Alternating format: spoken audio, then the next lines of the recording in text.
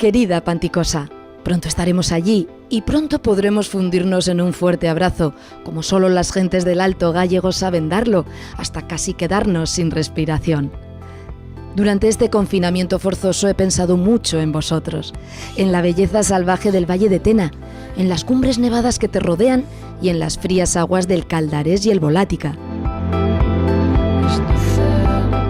Qué diferencia con la calidez de las aguas de tu balneario, abierto desde 1854, uno de los más antiguos de España y Europa, convertido ahora en un gran complejo turístico, imán para miles de visitantes que buscan relajarse en sus aguas terapéuticas.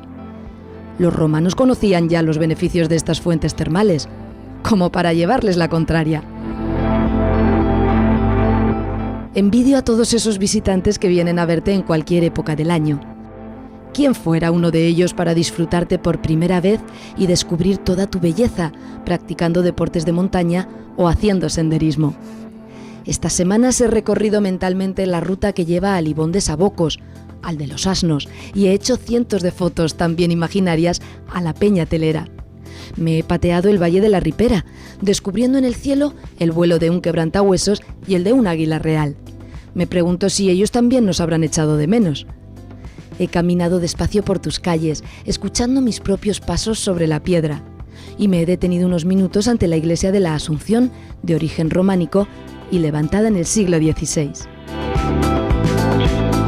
En mi imaginación me he detenido también para escuchar a dos vecinos mayores del pueblo charrando con palabras procedentes del panticuto, dialecto del aragonés.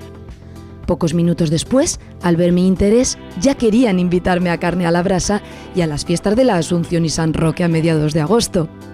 Con un poco de suerte, allí estaremos con todos vosotros, panticutos y panticutas. Besos y abrazos para todos. Firmado, las personas que hacemos Esta es mi tierra.